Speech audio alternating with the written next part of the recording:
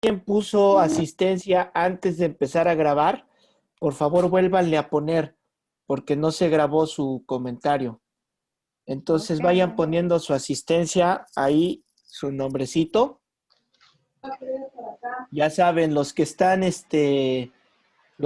en grupo, pongan el nombre de todos los que están ahí en ese mismo grupo. Gracias, Somos pastor. casi como 30 en el grupo, si no me equivoco. Aleluya. Vamos, espero que los 30 que empezamos seamos los 30 que terminemos. Amén. Yo veo una inversión muy bonita aquí, muy buena, que invirtamos en esto, nuestro tiempo, nuestros recursos. Esto nos va a abrir puertas, nos va a preparar, nos va a enseñar para muchas cosas. Así que, qué bueno, échenle ganas. Yo no lo veo pesado. Habíamos planeado en hacer un intensivo y el intensivo sí, sí eran muchas horas y pensamos que íbamos solamente a cubrir tiempos, pero no estábamos seguros que todos iban a tener el conocimiento. ¿A qué no es Entonces, intensivo, pastor? no, Nos trae con reconozco que, marchas forzadas. y si vieran cómo sufro que no les puedo dar todo lo que quisiera darles, pero nunca vamos a acabar de estudiar, de No. conocer a Dios. Este curso Nunca. es medio intensivo, ¿verdad, pastor? Medio, vamos a llamarle medio por Medio. los profesores que son muy exigentes. Sí, la Sí. verdad. Les estamos dando las bases para que después ustedes van a estar desarrollando, todos los estudios los van a desarrollar ustedes con bases muy buenas. Bueno, pues creo que ya estamos los que somos o somos los que estamos, así que vamos a empezar.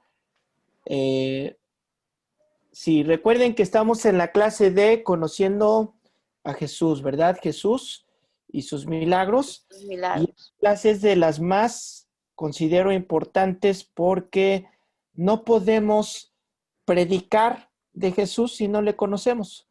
No podemos presentarlo si nosotros no tenemos una relación primero con Él y si nosotros no sabemos quién es el que nos está dirigiendo en esto. Así que vamos a arrancar. Vayan con su Biblia, va a ser muy, muy sencillo hoy, no vamos a andar corriendo tanto. A Mateo, En nombre sea de capítulo 2. Dios. Mateo, capítulo 2. Cuando lo tengan, levanten la mano, el dedo, para que sepa que lo tienen ahí preparado todos. Ok, bien. Vamos a orar. Señor, en tus manos ponemos este momento de meditación. Dios, sabemos que es un día donde estamos terminando la semana y hay muchos asuntos en la cabeza pendientes, en el trabajo, en las escuelas, en la familia, pero Dios, creo que es la mejor manera de terminar la semana, estudiando sobre ti, teniendo esta cita contigo, Señor. En el nombre de Jesús, amén. Amén. Bueno, vamos a hacer de estos 50 minutos los 50 minutos más productivos del día. Mateo capítulo 2. Vamos a estudiar hoy algunas señales que certifican a Jesús como Dios y como Rey. Vamos a ver solo algunas, son muchísimas las señales, pero solamente quiero tocar algunas. Y lo vamos a ver en el Evangelio de Mateo, es el que escogí. Acuérdense que aunque tenemos 4 evangelios en la Biblia y estos repiten algunas historias, repiten algunas parábolas, no son totalmente iguales y no tratan la misma perspectiva del Señor Jesús. Por ejemplo, el Evangelio de Juan nos presenta a Jesús en su divinidad. Juan está enfocado en demostrar la divinidad de Dios y empieza hablándonos del verbo, de la luz que vino. Y Mateo por su lado está tratando de convencer a las personas que Jesús es rey. es lo que está tratando de poner en este evangelio, presentárnoslo a Yeshua, como es su nombre, Yeshua como el Mesías. Para nosotros en español, en México, pues le llamamos Jesús, un nombre ciertamente cotidiano en muchas culturas, pero que tiene un gran poder y que lo vamos a ir descubriendo, ¿verdad? Entonces, vamos a ver estas primeras señales que se profetizan en las Escrituras. Mateo capítulo 2, vamos a ver la primera, que es una estrella que es la que señala, la que anuncia la venida de Cristo. Y Dalí, te acabo de ver, no te había visto en todas las clases. ¿Ya te me desapareciste o fue un espejismo que tuve? ¿Está Idalí en la clase? ¿Está? ¿Sí? Idalí, Sí, sí está, yo la vi. asegúrate de poner tu asistencia porque no recuerdo haber puesto ninguna asistencia tuya, Idalí. Por favor, ya te perdí. Ya no la veo. Bueno, perdón, es que de repente me apareció y se me desapareció. Ok. Mateo capítulo 2, versículo 1 dice así. Cuando Jesús nació en Belén de Judea, ya desde aquí estamos viendo su biografía. ¿Dónde nació? En Belén de Judea.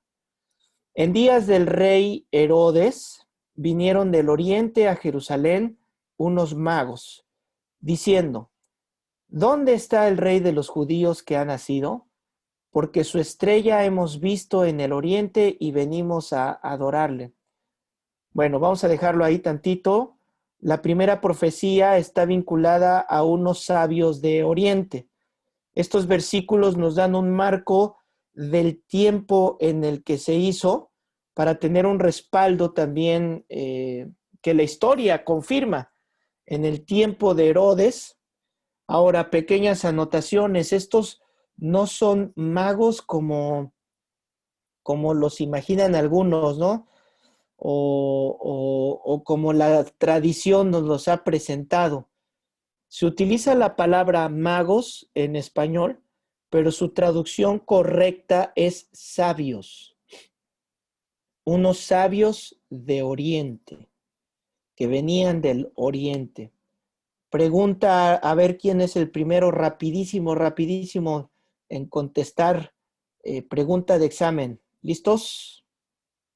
Una, dos, tres. ¿Cuántos sabios de Oriente eran? Tres. Más. Tres. 4. Más de 3. No dice. Ok, segunda No pregunta de dice, tal vez un examen. chorro. No dice que son 3.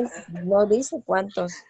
Son los 3 Reyes Magos. Segunda pregunta de examen. Ahí les va. Esta es por puntos, ¿eh? ¿Cuáles son los nombres de esos magos de Oriente? Gaspar, Melchor y Baltasar. Ajá.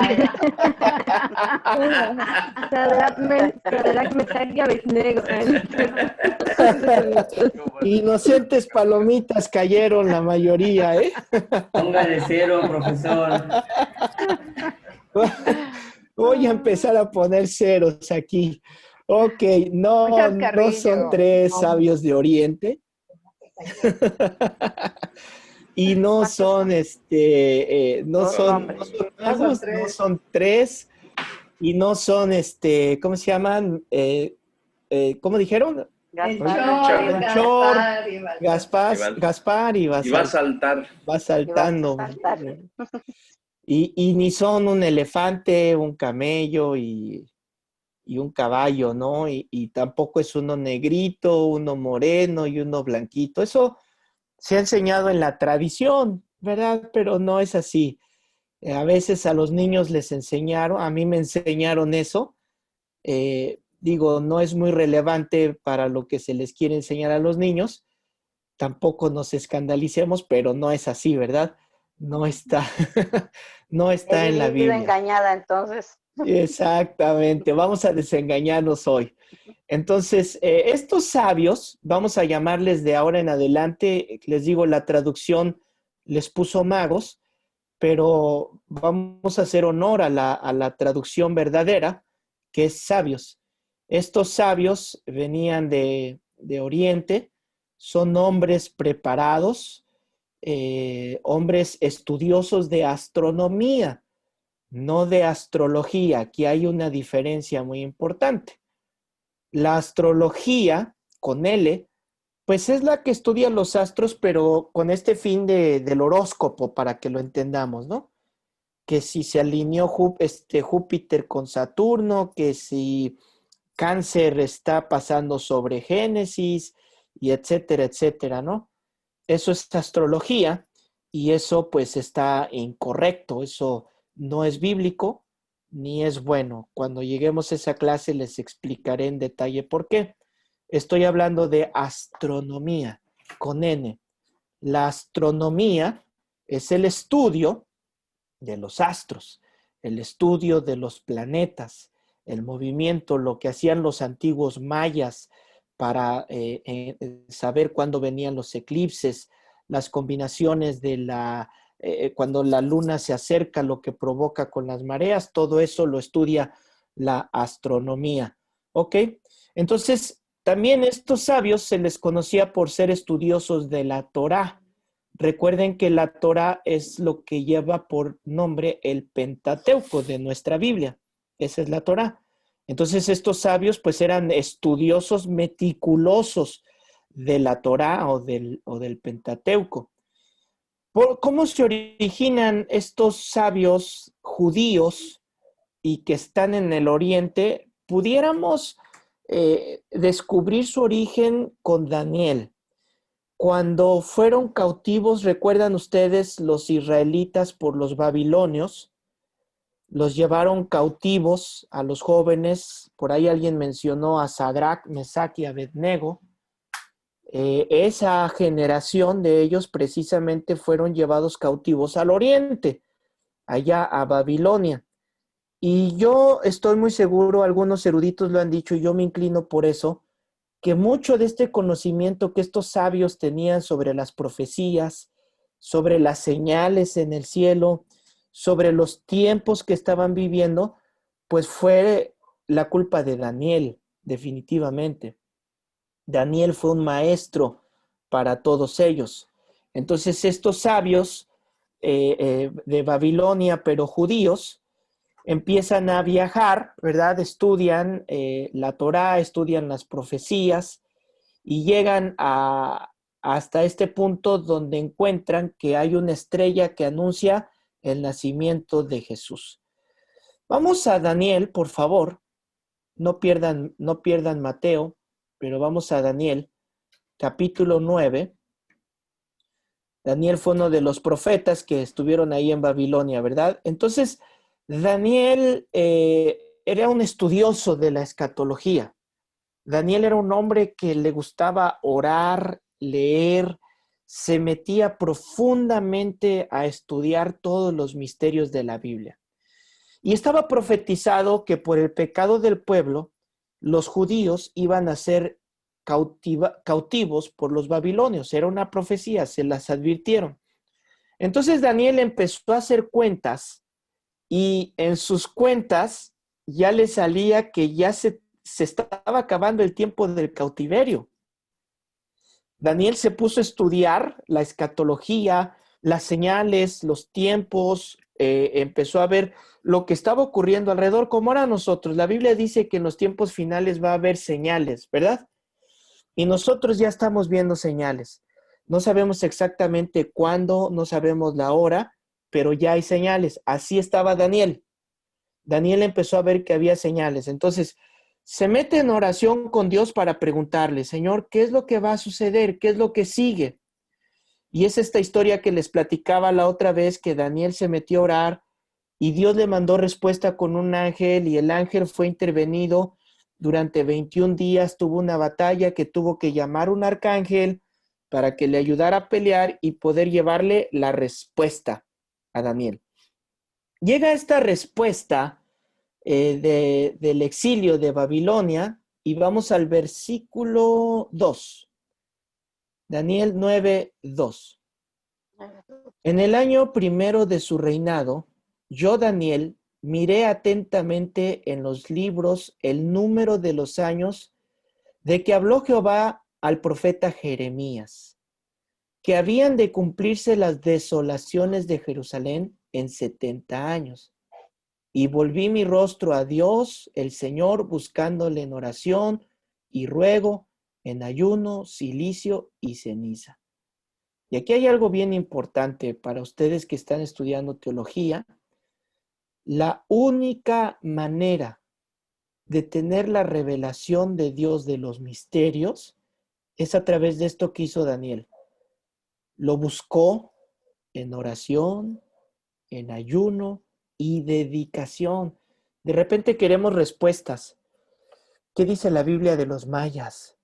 ¿Qué dice la Biblia de los egipcios, de las pirámides egipcias? ¿Qué dice la Biblia de los ovnis?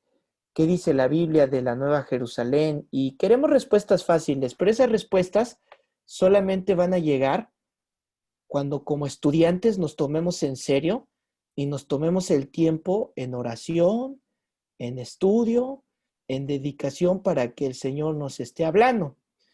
Esta profecía de la que Daniel está hablando viene acompañada de una señal. Y esta señal era una estrella que le vamos a llamar la estrella de Belén. Estos profetas, cuando vieron que la estrella apareció, supieron que el nacimiento del rey Mesías se había cumplido. Me voy a adelantar un poquito a las clases de escatología, solo por mencionarlo, si alguien se quedó con la duda. Luego digo, ni debería de hacer estos comentarios porque a lo mejor ni les pasó por aquí, solo los dejo con más dudas. Pero, ¿qué pasó? Se iba a cumplir el tiempo cuando Daniel estaba estudiando. ¿Y qué sucedió? Si le llegó la respuesta. Y la respuesta que le llegó eran 70 semanas sobre el pueblo. 70 semanas. Estos son grupos de 7 años. 70 de 7. Por eso es que sabemos que el periodo de la tribulación y la gran tribulación abarca un periodo de 7 años. Si hacemos cuentas, nos vamos a ver que cuando vino el Señor Jesucristo se iba a cumplir la última semana de Daniel de la respuesta que recibió, pero no se cumplió. ¿Por qué? Porque se le puso una pausa a esas semanas. Por eso es que nosotros ahora estamos esperando la semana 70 de Daniel. Y esa última semana es la que incluye ese periodo de la tribulación, la gran tribulación y la ira, el día del Señor. Ese periodo. Si alguien está como que interesado y le gusta, métanse a SoundCloud y ahí está me fui verso por verso analizando estas profecías del Apocalipsis. Solo era por si tenían la duda. 2 por 1 les estoy dando. Ok, entonces se anuncia esta estrella del nacimiento. Vamos a Números, capítulo 24, versículo 17.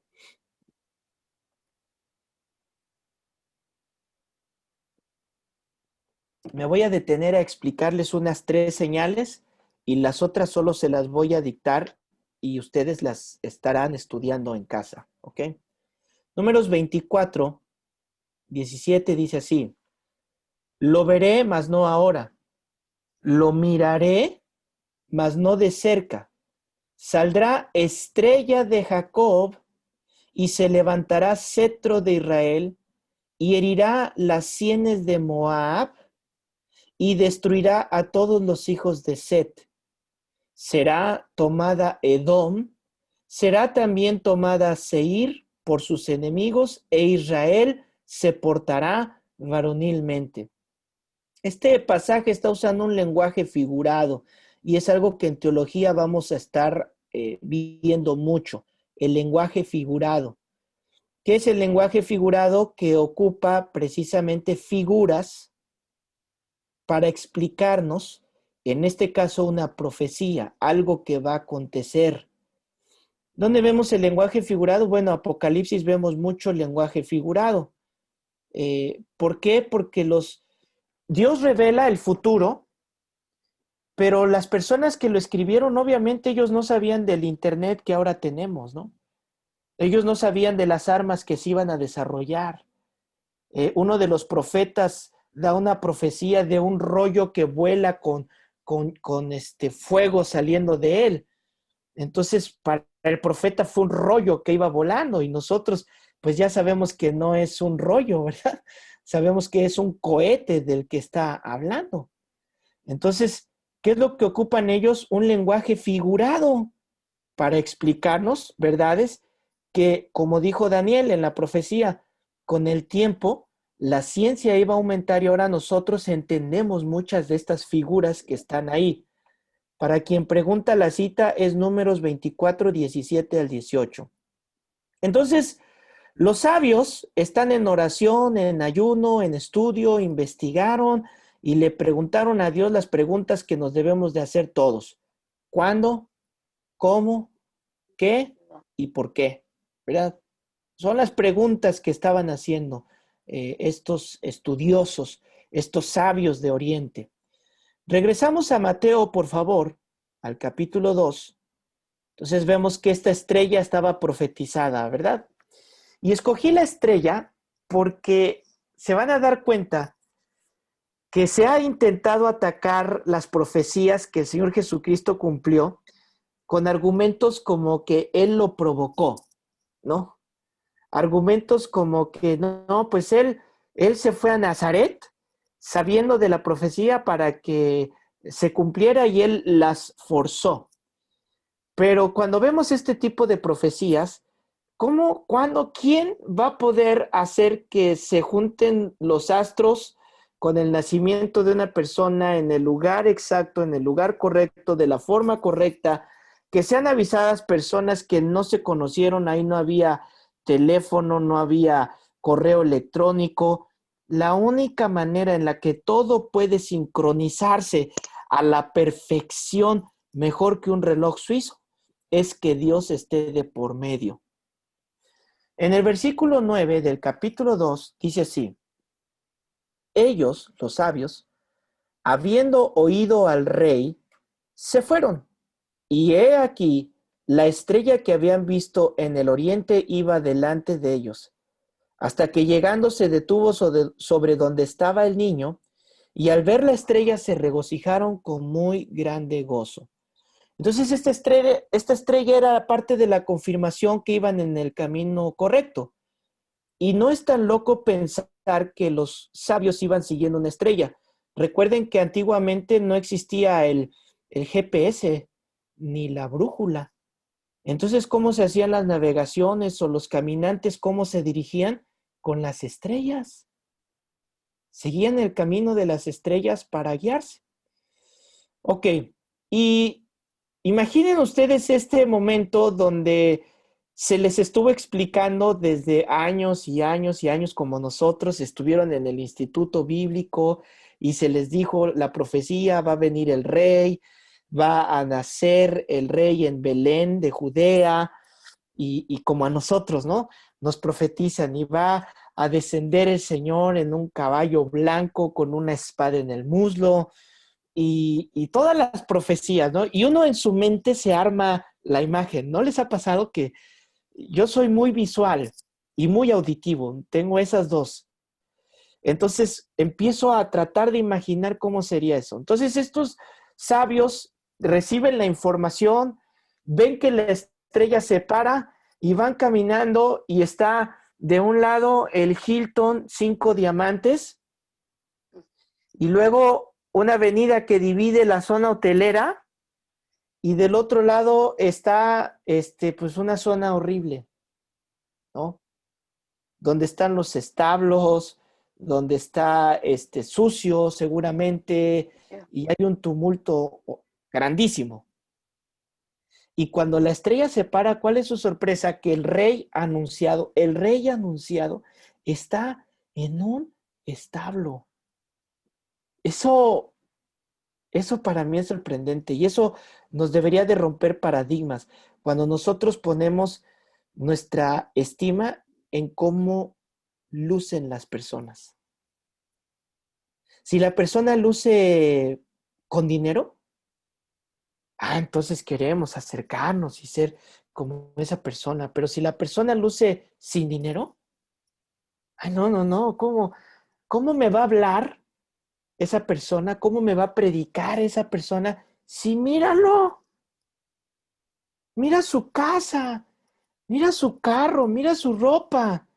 ¿Cómo me va a predicar alguien así? Entonces, imagínate a los reyes, a los sabios, que llegaron y al estarlo. ¿Tú qué harías si ves eso, no? Ahora, les voy a decir algo que les he dicho a los ancianos en la iglesia. Es importante cómo nos vestimos, es importante cómo lucimos, pero no es lo más importante. No es lo que nos define y no debería de ser. Y como estudiantes de la Biblia, debemos de descartar eso de nuestros pensamientos. A mí casi me lavan el cerebro cuando una persona del movimiento de la prosperidad estaba hablando conmigo y me decía, ¿no? No, pastor, es que tú debes de traer este carro y debes de ponerte estos trajes, Giorgio Armani, y debes de hacer esto porque la gente pues va a querer ser como tú y te van a seguir y me la estaba creyendo, así como, no, pues sí, ya no es malo.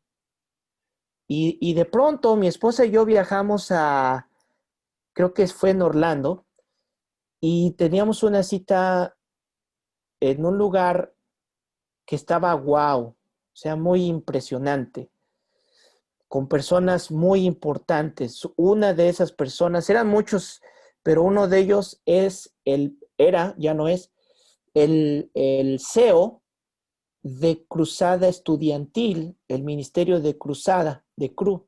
Es un ministerio gigante en el mundo. Cuando llegamos todos al lugar de la reunión, nos estacionamos, nosotros llegamos en una camioneta muy bonita, no era nuestra, la persona que nos llevó nos estaba llevando ahí. Y se estaciona al lado de nosotros un carrito, un Escort como del año 91. Quien sabe de carros más o menos se va dando cuenta qué tipo de carro. Bien sencillito, un color verde pardo, un color verde que nadie lo compraríamos, estoy seguro. Y cuando veo que se va bajando del carro el presidente del ministerio. Ya, yo me quedé con el ojo cuadrado, ¿no? Y en ese momento recuerdo que dije, Señor, gracias por hablarme. Gracias por centrarme. Porque nuestros ojos no los debemos de poner como el hombre mira. Debemos de mirar que las personas, todos, son hijos de Dios. La misma sangre que te redimió, los redimió a ellos. Es la misma. Y el dinero no nos define. Yo conozco gente de dinero con poco dinero y que tienen una fe increíble, un amor increíble, que cuando vas a su casa te atienden mucho mejor y te dan mucho más que personas que se pueden jactar de tener mucho dinero. Ahora, ¿es malo que alguien tenga mucho dinero? Por supuesto que no. Porque, sí, hermanos, no, le damos, sí, los que no tienen dinero, pobres, no los... Pero luego, cuando alguien tiene dinero, es lo mismo. Se le van con todo a la yugular. No, ese tiene dinero, ese de seguro es narco. ¿No, Ángel? Ese de seguro es narco. Ese, esto, lo otro. ¿Dónde está su humildad? Y entonces... Come on, hermanos, debemos de no poner nuestros ojos en las cosas que se ven, nuestros ojos en las cosas espirituales, que fue como estos sabios de Oriente se toparon con esta escena y pregunta, ¿les importó haberlo visto en un pesebre? No. ¡Wow! Sí saben qué es el pesebre, ¿verdad? ¿Alguien sabe qué es un pesebre? Sí. ¿Qué es un pesebre? Pues es un lugar donde tienen a los animalitos, guardan el alimento para darles. ¿Dónde lo ponen? La paja, sí. Donde comen, donde duermen. ¿Verdad? Donde duermen, comen, todo. O sea, y no les Es- importó. Es como la Dice, pileta donde comen los animales. ándale, ándale, ¿no? En esos tiempos. Pues era el bambineto improvisado para el Ujú. bebé y con su pajita nada más. O sea, para mí es de shock esta imagen. ¿Y qué es lo que hicieron? Se postraron y le honraron como rey. ¿Por qué? Porque había nacido el Mesías profetizado. Versículo 11. Y al entrar en la casa, vieron al niño con su madre, María, y postrándose, lo adoraron. Y abriendo sus tesoros, le ofrecieron presentes, oro, incienso y mirra. Y esta es otra certificación de que Jesús, el niño que está en ese pesebre, es Dios. Porque ustedes saben el celo de los judíos, de los israelitas. Un israelita no se postra frente a nada ni nadie, pese a su vida, que no sea Dios, Elohim, el Eterno, ¿verdad? Sabemos por la historia y sabemos, si ustedes conocen algún judío, saben que eso es algo que a pena de muerte, o sea, mátame, pero no doblo mi rodilla frente a nadie que no sea el eterno Dios. ¿Y qué hicieron ellos?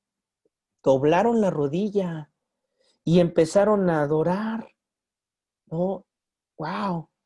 Y llevaron los 3 regalos, oro, incienso y mirra. Y Y cada mira, regalo representa el rol que iba a tener el Señor Jesús. Le llevaron oro, el oro que lo representa en su rol como rey. Y esto me hace pensar, ok, José y María, pues, ¿ustedes creen que después de estos regalos de oro andaban a la lágrima, como decimos en México? No, imagínense, le llevaron regalos de oro. ¿Pero alguna vez puso su mirada en las riquezas el Señor Jesucristo? no. Para nada. Porque les digo que dice la Biblia que Dios no nos va a dar más de lo que no resistamos. Y esto obviamente lo aplicamos a las tentaciones, ¿verdad? No te va a venir una tentación que no resistas. Pero esa tentación también se puede llamar dinero. Si tú eres una persona que has aprendido a honrar primero a Dios, si eres una persona que ha pedido sabiduría y dominio propio al Señor, para con eso bendecir, porque Él da semilla al que siembra, ¿verdad? Da pan al hambriento. Cuando tú aprendes a ser mayordomo de las riquezas que el Señor te está dando, ¿qué es lo que va a hacer? Pues te va a dar más. Es un principio. Y te puede hacer una persona próspera de dinero, por supuesto.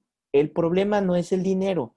La Biblia dice, el problema es amar el dinero. Ese es el problema.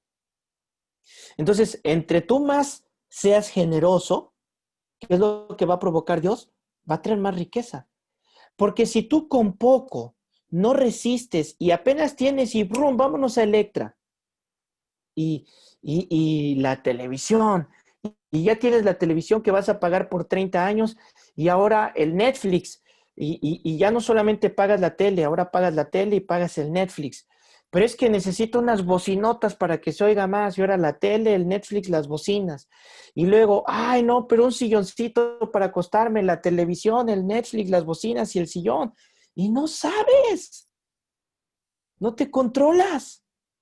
Entonces el Señor no te va a dar nada que tú no puedas resistir. Entonces, fíjate este principio, por amor, no te va a dar más. ¡Wow! Te ama tanto que no te va a dar hasta que seas diligente, mayordomo. El domingo en la iglesia les hablaba sobre esto, ¿verdad? Un mayordomo entiende que mi cuenta bancaria, en realidad, ¿a quién le pertenece? A Dios. Y si Dios quiere disponer de su cuenta para otra cuenta, y yo le dije, Señor, lo mío, pues ni es mío porque tú me lo das, haz como quieras. Entonces el Señor dispone de nuestros, entre comillas, recursos para lo que Él quiera. Entonces, cuando uno aprende la diligencia, el Señor definitivamente va a traer la riqueza. Viene, viene. Así que prepárense con eso. Es un principio bíblico. El incienso representa su rol como sacerdote también. Es un aroma que trae, y ese aroma es el que representa la preparación de la iglesia. Recuerden que la novia se tenía que preparar, ¿verdad? Con inciensos, con aromas. ¿Y qué es lo que hace el Señor Jesucristo? Dice en Efesios que el esposo santifica a la esposa. ¿Qué es lo que hace el Señor Jesucristo? Santifica a la iglesia para presentársela a Él mismo. Por eso es que estos regalos son muy representativos. Y por último, la mirra. La mirra que representa su rol como redentor. ¿Por qué como redentor? Porque la mirra era usada para embalsamar a los muertos. Para eso se utilizaba. ¡Qué regalo tan raro!, ¿no? ¿Te imaginas que tú le lleves a alguien de regalo su urna y le digas, mira, te regalo para cuando te mueras? Aquí está grabada, ¿no?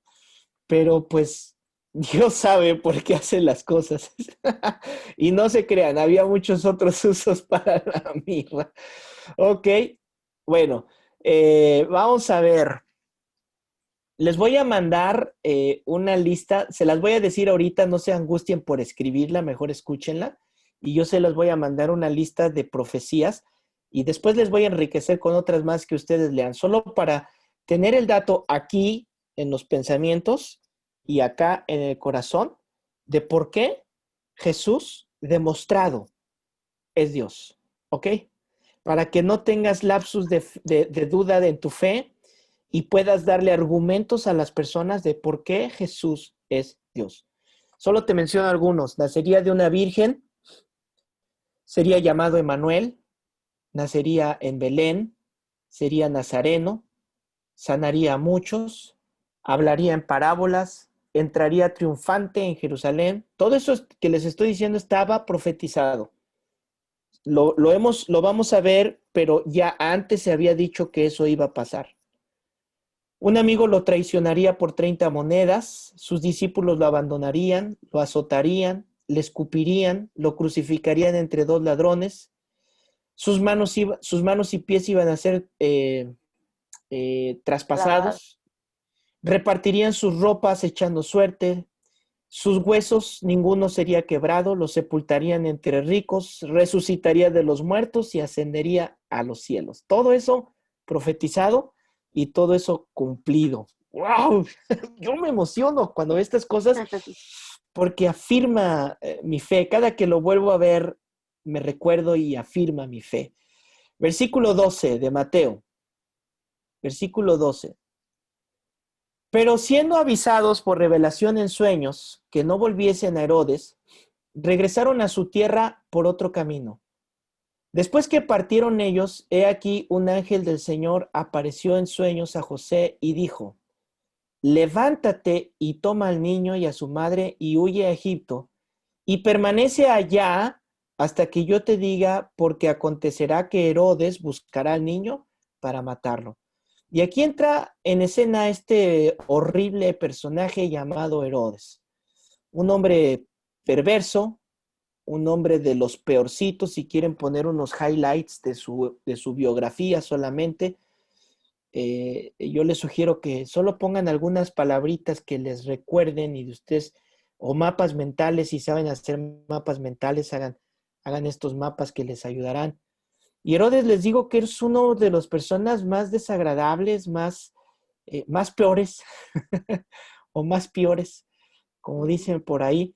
Porque Josefo, por ejemplo, este historiador que es de esa época y que no es cristiano, les repito, él decía que lo calificaba como un nido de serpientes. O sea, esta época de Herodes en su reino era como un nido de serpientes, porque todos, sus hijos, sus esposas, sus hermanos, sus familiares, todos estaban peleando por tener el poder. Todos trataban de matarse entre todos. y Herodes pues era un hombre egoísta y celoso, enfermo, paranoico. Tan celoso, tan enfermo y tan paranoico que mató a una de sus esposas al pensar que ella quería tomar el reinado. Y no solo mató a una de sus esposas, sino que mató a 3 de sus hijos. O sea, esto es despiadado para que vean con qué persona estaban tratando. Por eso, cuando una persona era llamada frente al rey, no creas que era como una audiencia con el parlamento y ibas a salir. Llegar con los reyes era una posible sentencia de muerte. Los reyes eran así. Recuerden que una de las leyes era que si alguien se presentaba triste frente al rey, lo mataban. Por eso Nehemías tenía miedo de decirle al rey Artajerjes que estaba triste por la desolación de la ciudad, porque sabía que lo podían matar. Y Herodes pues no era la excepción, era un hombre sanguinario y mató a estos 3 de sus hijos porque pensó que estaban haciendo una conspiración contra él. Mató a su suegra. Estoy viendo ahí sus caras, varones.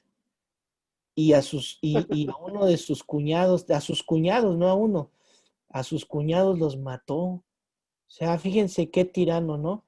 Augusto lo describió así. Y él decía, es mejor ser el cerdo de Herodes que ser su hijo. ¿Por qué? Pues porque tenían más posibilidades de vivir que sus hijos. O sea, entonces yo les platico esto para que ustedes vean en qué momento de la historia estamos situados y entendamos los peligros reales que está enfrentando el nacimiento de un rey. Ahora, si mató a sus hijos y acabamos de ver que fueron los sabios a decirle, oh rey Herodes, qué buena onda, nos dijeron, vimos que ya nació el rey, ya vimos que ya nació tu sucesor, ¿dónde está? Y entonces Herodes así de, sí, a ver, cuéntenme. Entonces, pues sabemos lo que iba a pasar, ¿no? O sea, el peligro es latente, el peligro es muy grande. Y bueno, les puedo seguir platicando más de este cuate, pero vamos a seguir. Vamos al versículo 7, ¿no? Es esto que les estoy platicando de Mateo. Entonces Herodes, llamando en secreto a los magos, a los sabios, indagó de ellos diligentemente el tiempo de la aparición de la estrella, o sea, fingiendo cuéntenme, por favor, quiero saber. Y enviándolos a Belén, les dijo, id allá y averiguad con diligencia acerca del niño, y cuando le halléis, hacédmelo saber, para que yo también vaya y le adore. Sí notan la mentira en sus palabras, ¿verdad? Y notamos que esto no es cierto. Ok, entonces aparte de todo mentiroso, ¿verdad? Pero los planes de Dios son perfectos.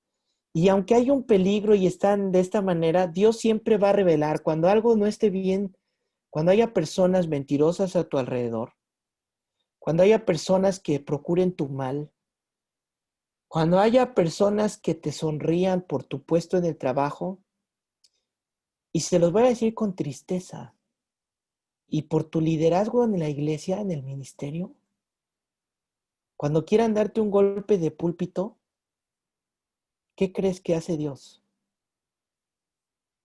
Te lo revela, te lo muestra, te lo va a mostrar. Y aunque es un traguito amargo, así como que se siente amargo y como decía el Señor Jesús, ¿no? Al parecer en la profecía, tú mi íntimo me has traicionado, dice Romanos 8:28, que Dios va a ocupar eso ¿para qué? ¿Alguien sabe? Todas las cosas ayudan para bien a los que aman a Dios. Perfecto, ¿verdad? O sea, hasta Para esas tener más cosas fe. te van a ayudar para un montón de cosas. A cada quien nos va a ayudar para cosas diferentes, pero de que hay un propósito, hay un propósito. Y esto es lo que está sucediendo aquí con ellos. Entonces veamos el versículo 12, cómo Dios les advierte y les avisa. Pero siendo avisados por revelación en sueños que no volviesen Herodes, regresaron a su tierra por otro camino. O sea, Dios les avisó cómo en sueños. ¿Dios habla en sueños? Sí. ¿Dios habla en visiones? Sí. ¿Dios habla a través de personas? Sí. ¿Dios habla a través de no cristianos? Sí. El domingo les voy a explicar de eso un poquito. ¿Dios habla a través de burras? Sí, sí, ¿no? Porque era una burra, no no, o sea, no por ejemplo, porque era una burra la que le habló al profeta, ¿no? Estudiosos de la Biblia. Veo sus caras y veo sus malas intenciones de ustedes. Ok, versículo 13. Después que partieron ellos, he aquí, un ángel del Señor apareció en sueños a José y le dijo, levántate y toma al niño y a su madre y huye a Egipto y permanece allá hasta que yo te diga, porque acontecerá que Herodes buscará al niño para matarlo. Entonces, esta es una amenaza real. Estamos hablando del rey. Esto es muy en serio. Y aquí podemos ver quién es el que le gusta matar a niños. Esto es inspirado del infierno. Es el único que quiere frenar las profecías, es el único que quiere que no nazcan siervos y siervas de Dios, es el único que quiere que no se avance en el reino y quiere matar a los niños. Lo vimos con Faraón y Moisés, ¿lo recuerdan? Supo Faraón que venían los niños, que venían los israelitas, estaban creciendo, fortaleciéndose, y ¿qué dijo? Maten a los niños. Y ahora es este perverso de Herodes. Entonces Dios dirige y les da discernimiento, les da la estrategia, ¿verdad? Y esto es interesante porque cuando uno es inocente, pues se cree muchas cosas. Yo les bromeo y les digo, pues te creo porque soy creyente. Si nos dicen algo, pues lo creemos. Sin embargo, Dios nos va a avisar cuando las cosas no sean así como dicen, ¿verdad? Entonces el plan de Herodes es descubierto y toma medidas drásticas. Versículo 16. Herodes entonces, cuando se vio burlado por los magos, se enojó mucho y mandó matar a todos los niños menores de 2 años que habían en Belén y en todos sus alrededores conforme al tiempo que había inquirido de los magos. Entonces se cumplió lo que fue dicho por el profeta. Aquí está otro cumplimiento de las profecías. El profeta Jeremías cuando dijo, voz fue oída en Ramá, grande lamentación, lloro y gemido. Raquel que llora a sus hijos y no quiso ser consolada porque perecieron. Y esta profecía es muy interesante y tal vez un poquito difícil de entender, pero vamos a terminar con esto. ¿Les parece? Vamos a terminar entendiendo esta profecía. ¿Por qué dice eso? Bueno, Raquel, ¿recuerdan? ¿Raquel esposa de quién fue? ¿Quién se acuerda? Les va una pista. Su esposo trabajó por la mayor y le dieron la menor. Jacob. Jacob. Muy bien. Ya os supieron antes de que yo les dijera. Ok. Entonces, Raquel es la que está haciendo esta lamentación en profecía en Ramá. Ramá es donde fue enterrada, ¿ok? Ahí es donde fue enterrada, pero en el camino, en su camino a Belén, precisamente, fue donde ella murió. En este camino en el que ella muere, es donde se da esta profecía. Y es interesante porque Raquel pudo ver en profecía la matanza de los niños. Imagínense el dolor de una madre que para tener un hijo, ¿alguien se acuerda cuánto batalló para tener un hijo? ¿Sí se acuerdan? Alguien ayúdenme, ¿cuánto batalló para tener un hijo? ¿Qué hizo? ¿Qué pasó? Dormir en el hospital. Bueno, tú, pero Raquel. ¿Se acuerdan que lloraba porque su hermana tenía hijos, porque sus sirvientas tenían hijos y le hacían burla y se peleó con su hermana y su esposo terminó casándose con las 4 y y los hijos se peleaban y por fin tuvo un hijo y le hacían bullying y un sufrimiento. Entonces imagínense para la abuelita saber por el espíritu que en un futuro, ella no sabía cuándo, pero en un futuro, en ese lugar, iban a ser cautivos sus hijos, porque ella fue una de las grandes matriarcas. Sus hijos iban a ser cautivos y sus hijos iban a ser muertos. Entonces, se da esta profecía. Ahora, el Midrash, que es, ¿cómo explicárselos? Es la interpretación de la Torá que utilizan los judíos. Nosotros no somos judíos y la Midrash solo la ocupamos, bueno, yo muy pocas veces la conozco y he leído, pero que sea el Espíritu de Dios que nos dé la revelación de su palabra. Pero ahí hablan que Raquel tuvo un encuentro con Dios y que Dios le habló y Raquel intercedió para que pues tuviera cuidados, ¿no? Y por eso es que se da este lamento de esta mujer que sabe lo que es tener hijos, no tener hijos y perderlos de esta manera. Y esto provoca el cumplimiento de otra profecía más. ¿Cuál fue la profecía? Pues estar en Egipto. Entonces se dan cuenta cómo Dios ocupa estos acontecimientos para irlos llevando el cumplimiento de cada uno, porque ¿qué les dijeron? Bueno, ahora tienen que irse para Egipto. ¿Cuánto tiempo se echaron en Egipto? Pues probablemente como 10 o 12 años aproximadamente, hasta que el Señor les volvió a hablar. Dice el verso 13. Después que partieron ellos, he aquí, un ángel del Señor apareció en sueños a José y le dijo, levántate y toma al niño y a su madre y huye a Egipto. Y permanece allá hasta que yo te diga, porque acontecerá que Herodes buscará al niño para matarlo. Y él, despertando, tomó de noche al niño y a su madre y se fue a Egipto. Y estuvo allá hasta la muerte de Herodes para que se cumpliese, nuevamente, aquí está otro cumplimiento de la profecía, subrayen, que es lo que estamos estudiando, ¿no? Para que se cumpliese lo que dijo el Señor por medio del profeta cuando dijo, de Egipto llamé a mi hijo. ¡Wow! ¿No? Está padrísima, otra profecía cumplida. Oseas capítulo 1, capítulo 11, versículo 11, dice así, cuando Israel era muchacho, yo lo amé y de Egipto llamé a mi hijo.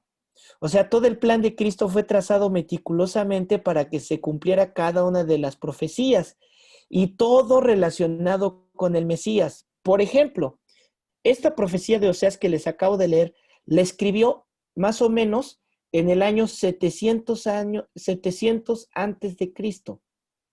Échenle cuentas, en un lugar donde no había la nube para guardar archivos, donde no había videos para dejar un precedente a las nuevas generaciones, donde el contacto de 700 años atrás, ahora, a ver, ¿quién sabe, quién tiene algo de hace 200 años? Es mucho. Y esa profecía fue escrita 700 años antes de que siquiera lo imaginaran. ¿Cómo iban a saber que iba a nacer en Belén, que se iba a mover para Egipto y que de Egipto iba a regresar? Por eso es que todas estas señales se fueron cumpliendo y Mateo las está diciendo para que se den cuenta que Jesús es el Rey Mesías prometido. Vamos a ir terminando, verso 19. Pero después de muerto Herodes, he aquí, me encanta porque se repite esta frase. ¿Alguien sabe, ya lo expliqué anteriormente, qué significa la frase he aquí?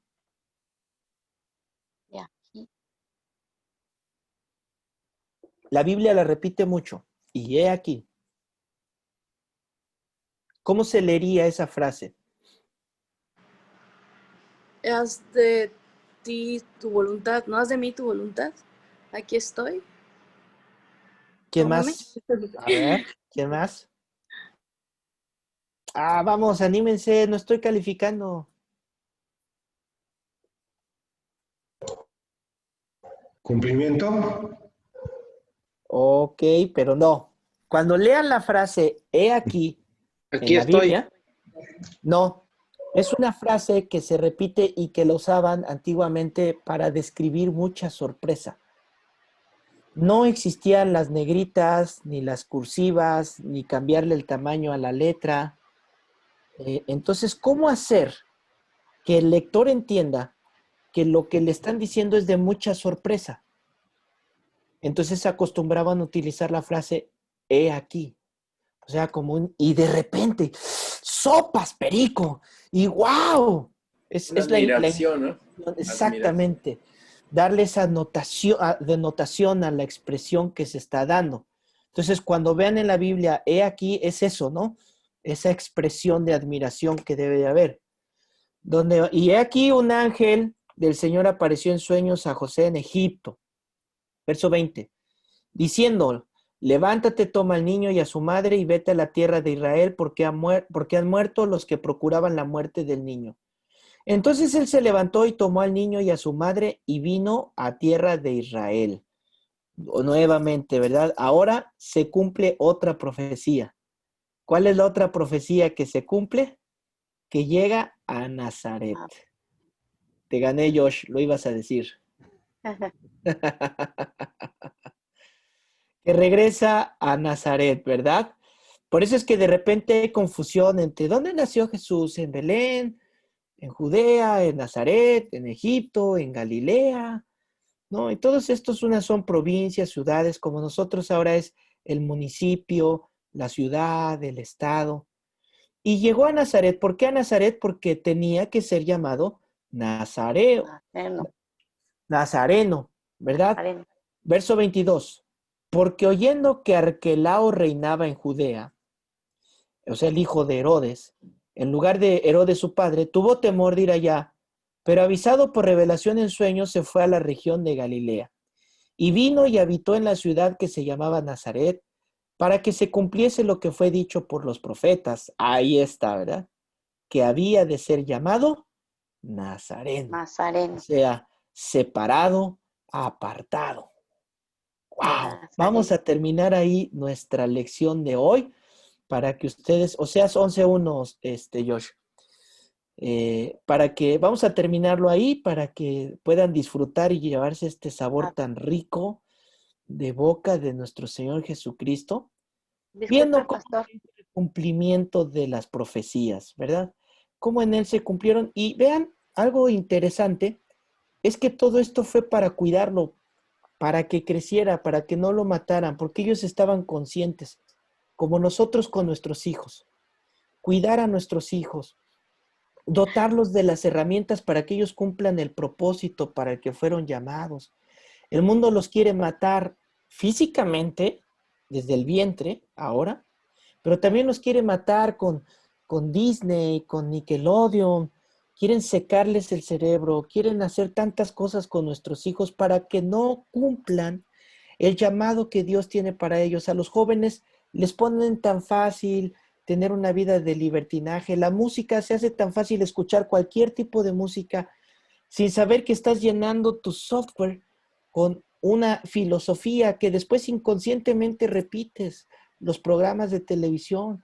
Y si algo vemos en la Biblia es que Dios cuida el desarrollo para el cumplimiento. El Señor viene. ¿Y quiénes creen que debemos de ser los que se guarden para decirle a las personas, para hablarles de la santidad del Señor? Somos nosotros. Así que quiero terminar con un llamado para ustedes a vivir en santidad, a tomar esta enseñanza que nos dejó el Señor para esforzarnos y ser diferentes. Si el mundo dice que es moda que las mujeres usen pantalones que uno no sabe si es un cinturón ancho o una falda corta, no se dejen engañar por eso. Si el mundo dice que los hombres tienen que vestirse afeminados, no se dejen llevar por lo que el mundo dice. Seamos hombres de Dios y sean mujeres de Dios. Amén. Amén. Bueno, pues terminamos. Sí. Cierren sus apuntes. Amén. Y nos vemos para el próximo Lunes. lunes. Ya nos vemos toda la semana. Ya somos una familia. El domingo primero y luego el lunes. Nos vemos el domingo, mañana jóvenes, el domingo.